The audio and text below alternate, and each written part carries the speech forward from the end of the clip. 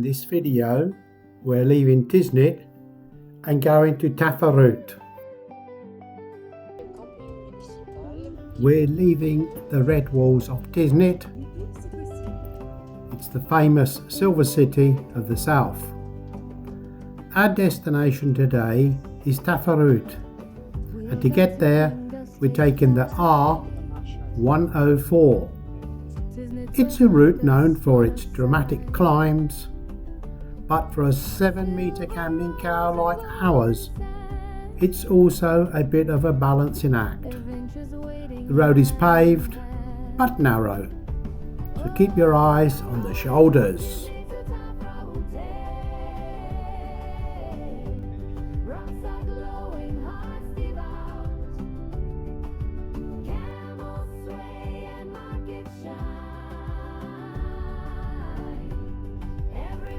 As we push east, the flat plains quickly transform into the rugged foothills of the Anti-Atlas Mountains.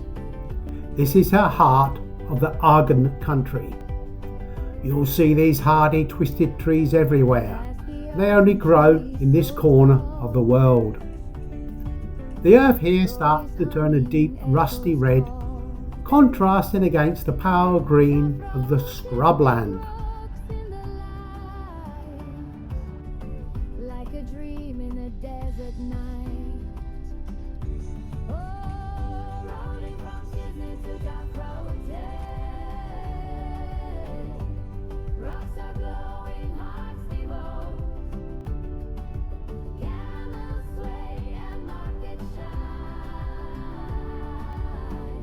Now the real work begins. We're starting the ascent towards the Col de Kerdous.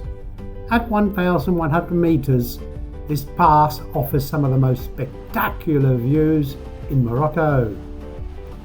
The switchbacks are tight, and if you're driving something wide, you'll definitely feel the scale of the landscape. Right at the summit, the Hotel Kerdous sits like a fortress on the cliffside.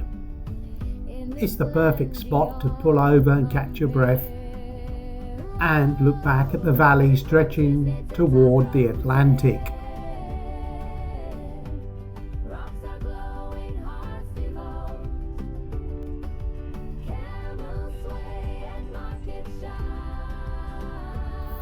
Descending from the pass, we enter the territory of the Ammeln tribe. We're passing through small Berber villages like Amezigh. Keep an eye on the ridges. You might spot an ancient Agadir, a fortified granary where families once stored their grain and silver. Just before we reach our destination, look at the village of Oudad. That bright mosque tucked against those massive rounded boulders is your signal that we've almost arrived.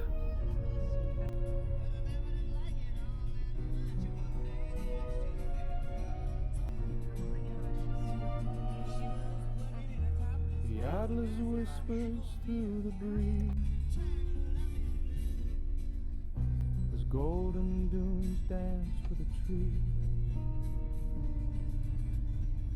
Your hand is warm, the engine hums a symphony of desert drums. The road unwinds like a lover's sigh beneath the vast Moroccan sky.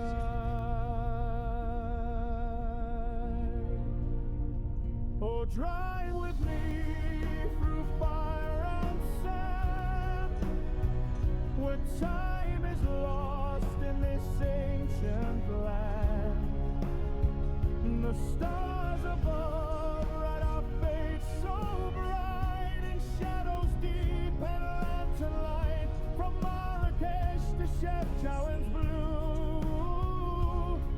Every mile feels brand new with you. The Souks are sleeping, the night is deep. Our headlights carve the dark to keep. The scent of mint and orange bloom fills the air with sweet perfume. Your laughter's music soft and low as we chase the moon's silver glow. Oh, try with me through fire and sand. Finally, the valley opens up. Tafraout is unlike anywhere else, surrounded by giant pink granite formations that seem to glow at sunset.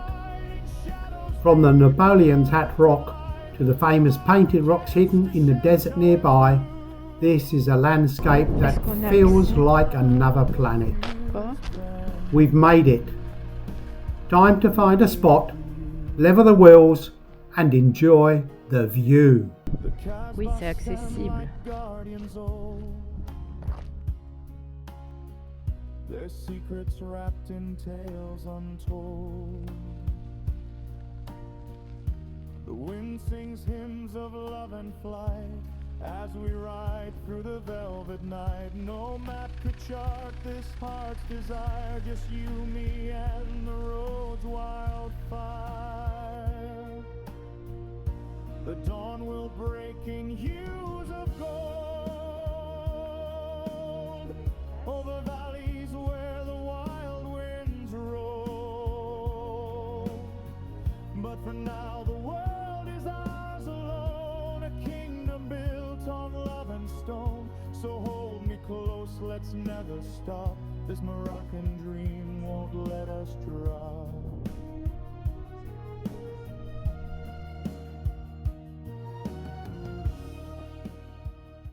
Well, this morning we left Tiznit in the camping. We've been there 12 days, so it's good to get back on the road again and see a bit of this countryside. Now we've arrived at Tafraout and we're going to spend a night here and just look at the place we found. Well, we found it's on Park for Night and there's nobody here. There's about half a dozen camping cars here.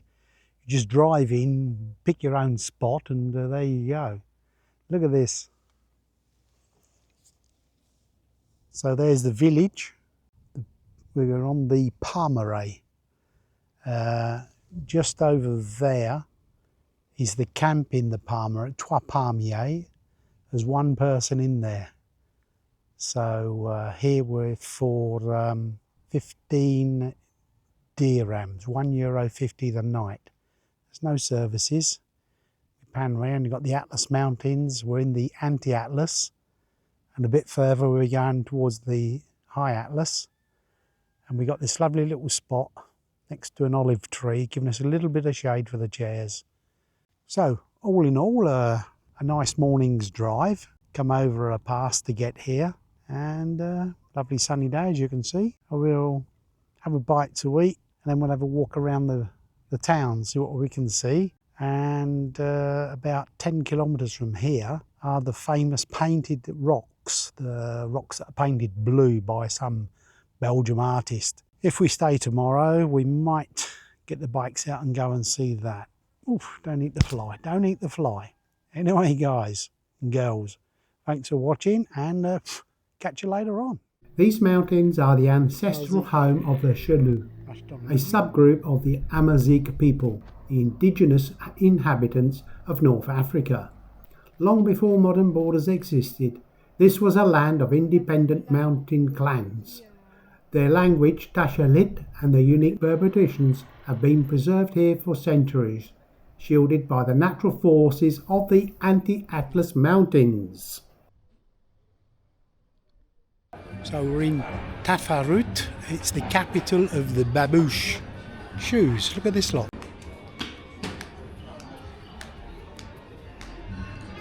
Babouches as far as you can see.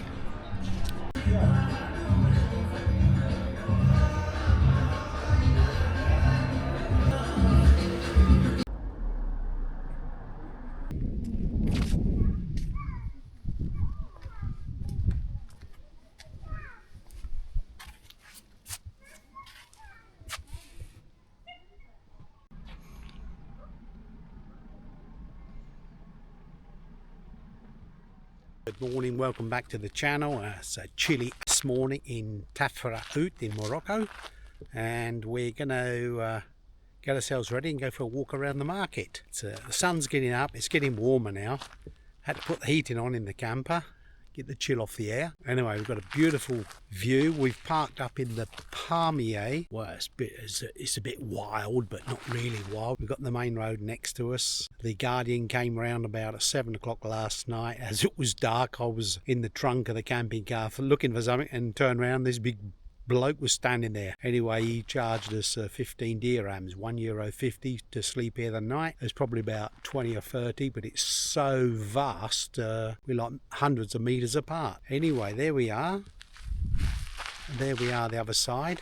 The sun's rising. It's just beautiful. The sun's, I'll show you behind me. The sun's lifting up on the Atlas Mountains behind there. It's beautiful. What a quiet spot. Let's go and have a look at Tafraout and its market. If you're here on a Wednesday, don't miss the weekly Souk.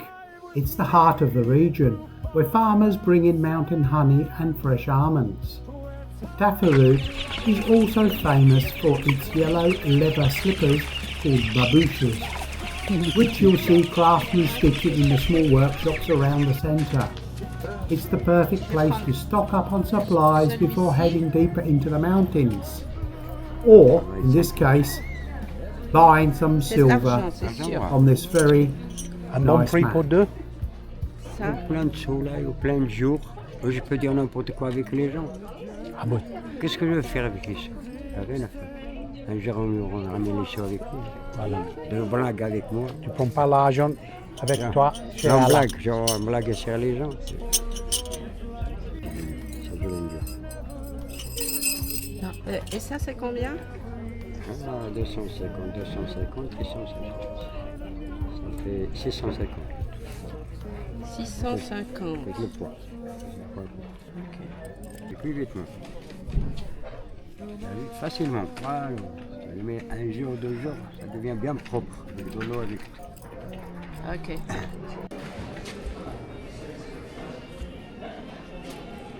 To truly understand Tafraout, you have to look back at the history of the Ammeln tribe. These mountains are the ancestral home of the Shleu, a subgroup of the Amazigh people, the indigenous inhabitants of North Africa. Long before modern borders existed, this was the land of independent mountain clans. Their language, Tashilhit, and their unique Berber traditions have been preserved here for centuries, shielded by the natural fortress of the Anti-Atlas Mountains.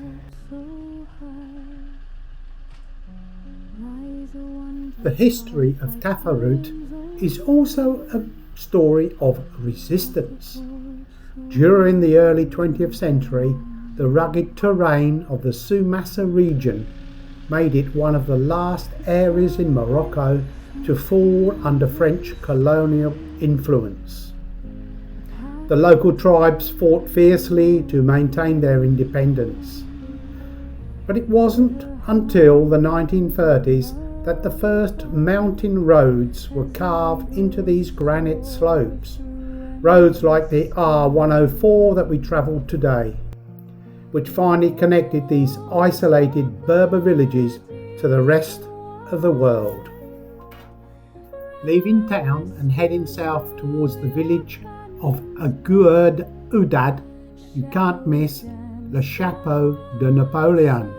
It's a massive rock formation that sits high above the village houses, looking exactly like the legendary emperor's bicorn hat. It's one of those natural sculptures that makes you realise just how unique the geology is in this part of Morocco. Past olive groves where desert winds blow, the scent of mint and dusty air, a land of dreams, a world so rare. The nomads sing of days gone by, of caravans beneath the starry sky. Their voices echo soft and low in Toddler's heart where legends grow.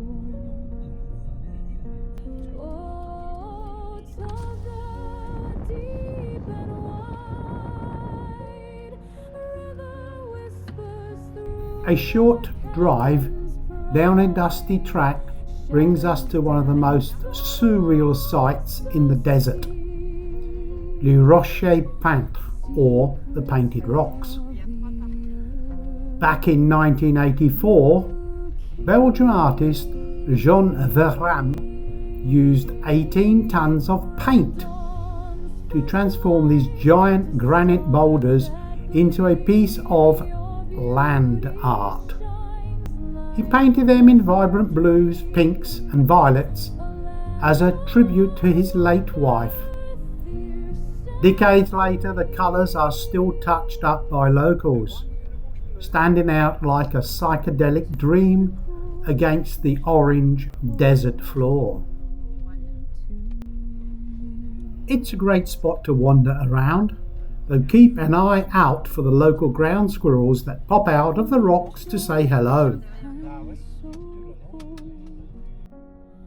On cliffs of red and stories told, each foothold marks a tale untold of courage fierce and hearts of gold.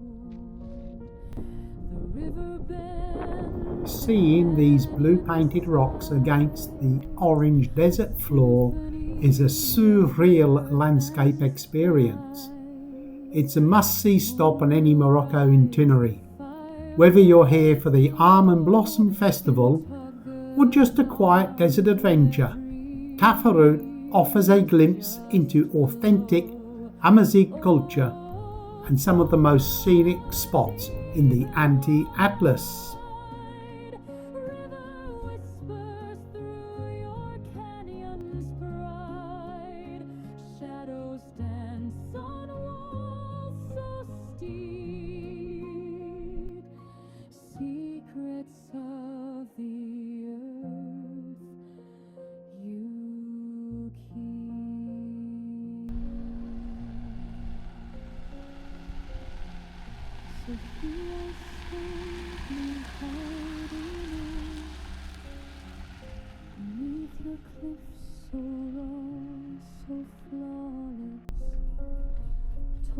Gorge, forever wild, nature's masterpiece, undefiled.